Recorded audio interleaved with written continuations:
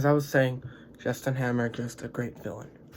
16 is Mysterio, who Jake Gyllenhaal brings so much to this performance. Just a really good villain overall. But he doesn't really fight Spider-Man in this. And that's the only thing I can hold against him. Because he's so charming. I love the costume design. And I just love everything about him. Actually, that's not the only thing I can hold against him. I also hold against him that his origin story, you could say, is a bit cliche with how he doesn't like Tony Stark. But besides that, everything else about him is just so interesting. And it's like the first Iron Man, where as you go along, you learn more about him, more about his plot, and it makes the movie better. When a villain can make his movie or show or project that much better, that shows that he's a good villain. And 15 is Infinity Ultron. This is the Ultron in What If, who I think is just like the ultimate, the superior version of Ultron that is just dominant, destroys everything he sees, and he's a man on a mission. And that is just awesome. I love that. I love when he fights the Watcher. The Watcher, the super powerful character, and Infinity Ultron beats him.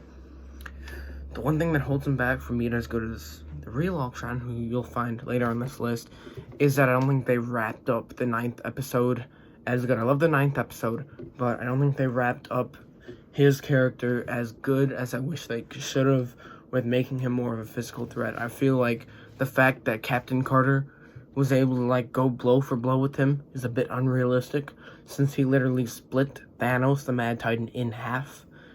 So I didn't like how they finished that.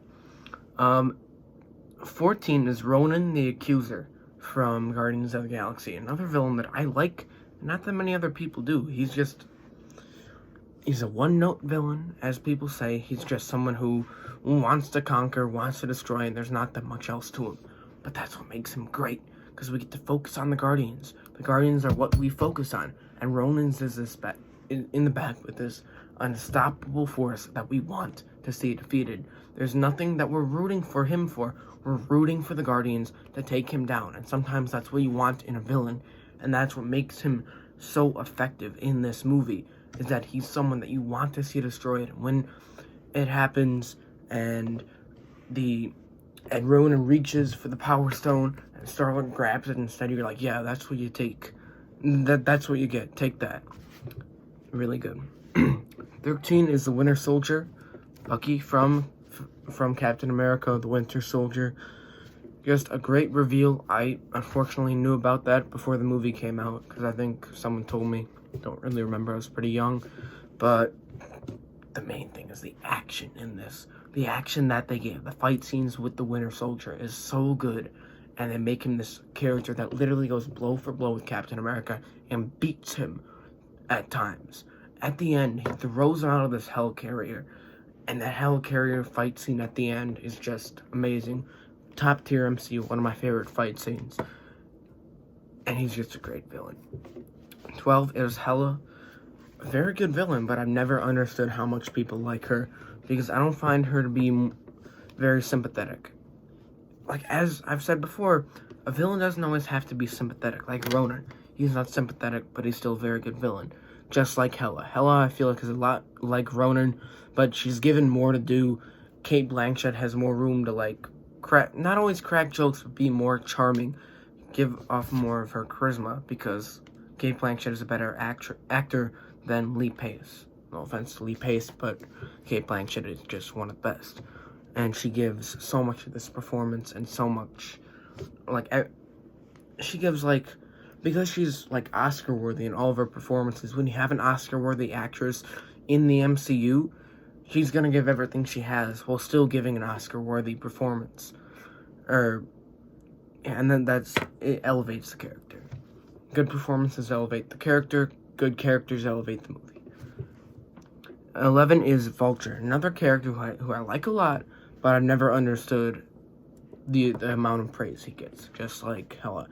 He's not one of my favorite MCU villains, not even in the top 10, but I think he's very good. Michael Keaton brings a lot to the table for this. He's such a great actor, so good in his Batman movies, so good in this role, and I like the back and forth he has as Spider-Man.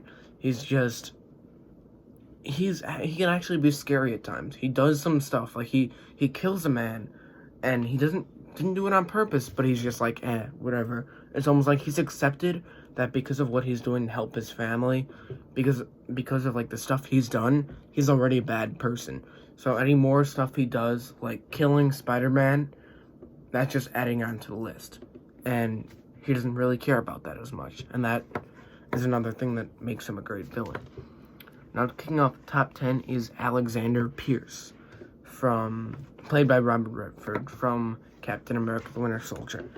Another villain that is just so good, played by Robert Redford. Like, a lot of people say that Robert Redford was famous for, like, political thrillers in the 70s. I only know him from the movie The Natural and this, and I think that he was phenomenal in this. And there's something about, like, a guy who's so charming and ends up being so villainous at the same time that he's literally able to have the trust of Nick Fury, and then he ends up being one of the biggest villains in, like, phase 2 of the MCU. There's just something about that is so cool, but so menacing and intimidating at the same time. 9 is the Mandarin, or Wen Wu, played by, I believe it's Tony Leung. Again, just another great performance. Phase 4, I think, is some of the best performances for actors as villains. Maybe not some of the best villains, but I think some of the best performances. And, yeah, Tony Leung kills it. You can see this is probably one of the most sympathetic villains in all of the MCU. And I love this character for that. And he has great fight scenes. The fact that he's just kicking butt out there, but also, like, winning the audience over by being sympathetic, makes him a top-tier Marvel villain. This is getting controversial. Number 8 is Killmonger. A good villain. I've always liked him. Michael B. Jordan can pull up the physical stuff, but it's never been one of my favorite. Not sure what it is. Maybe he's just not as iconic to me, or doesn't stick with me like some of the higher ones. Some of the higher ones stick with me because of nostalgia, and I just love their on-screen presence. I like Michael B. Jordan's on-screen presence, and I think that Killmonger is a sympathetic villain, and I like him a lot. I just don't think that he is one of my favorite, and the villains after this, I just think, are better. That's the simple thing. Killmonger's great. 7 through 1 are just better. And that's simply it. He can pull off all the fight scenes. Michael B. Jordan is just phenomenal in this. Like, his physique, his acting, he's become one of the big names in Hollywood because of roles like this, where he pulls everything off, everything that is asked. Number 7 is Namor. Yes, I had Namor higher than Killmonger. Many people think that Namor is underdeveloped. I didn't feel that.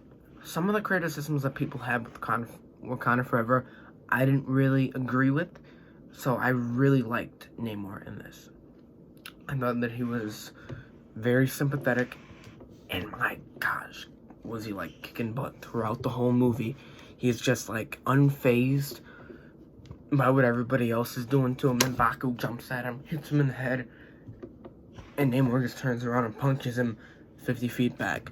He flies up, throws this helicopter, and that's what it is. In the first 30 minutes, he's so, like, intimidating that it's almost scary.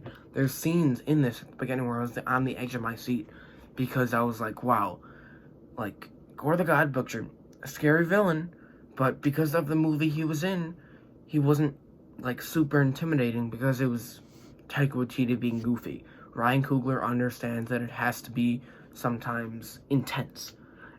And that's why Namor was so good, because there are so many intense scenes. Like the end of this, the fight scene, when he's going blow for blow, spoiler alert, Shuri, and he's, like, you believe, there were times where I was believing that he could win this fight, and he almost did. And I'm probably going to say his name wrong, but I've got to try.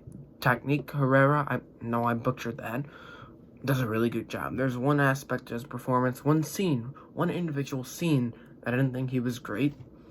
Besides that, I think he did a great job, and this was his first movie ever, and he killed it. Number 6 is Wanda, a villain who's gone down a little bit for me, maybe because the recency bias has went away a little bit after Multiverse of Madness came out. So number 6 is Wanda. Yeah. Or Scarlet Witch, whatever you want to say. And there's another character that is just villainous. She's terrifying at certain times with Sam Raimi's direction. She is just tearing up the Illuminati, like almost killing Doctor Strange, almost killing Wong. There's not a character in this movie that she didn't either kill or almost killed. That's just how dead set she is on finishing her mission. And she's another character who's sympathetic. You see where she's coming from. And because she has such a reasonable, motivation, that's how you know that she's not really gonna let this go. She's gonna keep going until she gets what she wants. And in a way, she does get what she wants, and that's what makes her change her mind.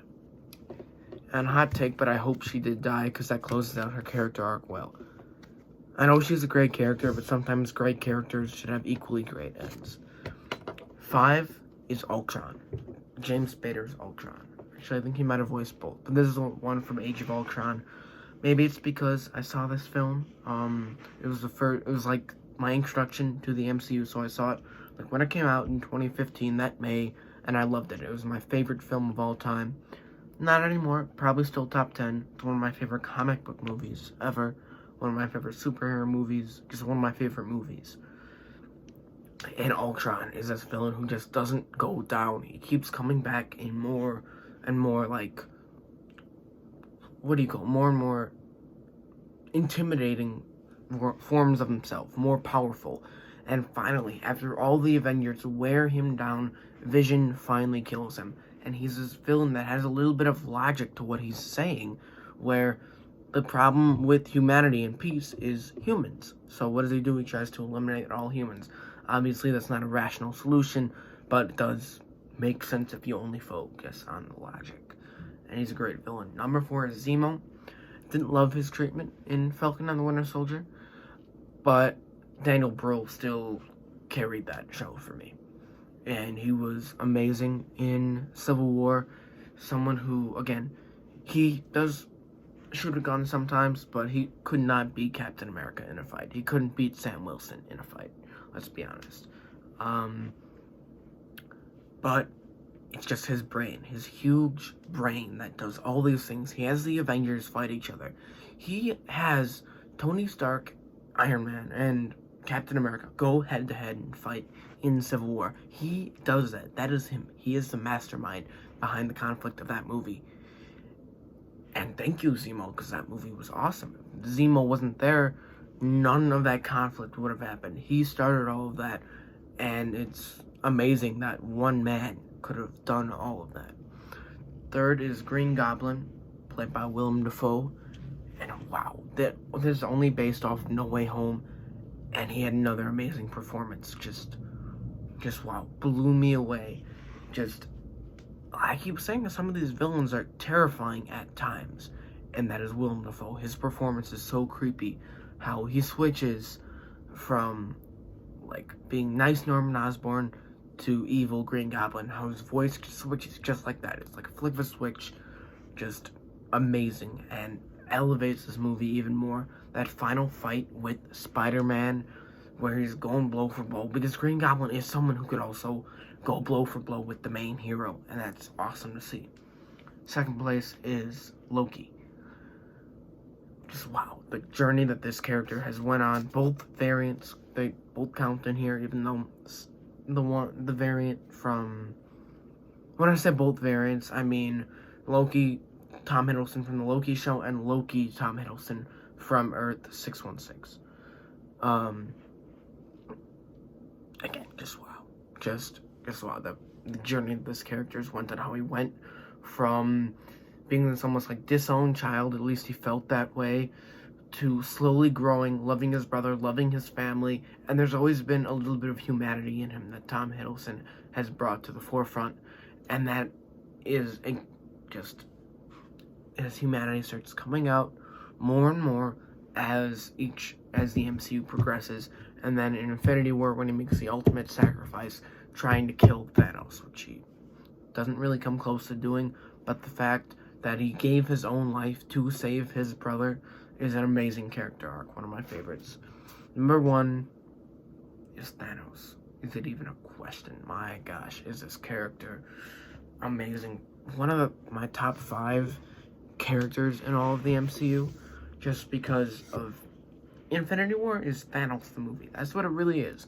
They give him all this time, all this build-up, and then he just wins, and he destroys the Avengers, and even though you're sad by that, and even though you kind of hate Thanos, there's still just something where you see where he's coming from, and you wish there's someone who could talk some sense into him. You wish that he could be helping the Avengers. You wish he could be on their side. And then even when Endgame comes, and he's not super sympathetic anymore, he's still a great villain, because they did the work in Infinity War. And Josh Brolin, too, he has the perfect voice for this character. But yeah, that's my list. That's my ranking. I'm going to try to do more on my channel. Probably going to rank all 40 Marvel projects soon, and it's going to be difficult. It's going to be very difficult because my mouth hurts right now from talking this much. But yeah, so just like and subscribe, comment in the comment section, have a conversation. Let's talk about movies and stuff like that. I'm Jimmy from A Kid's Opinion. Be good people.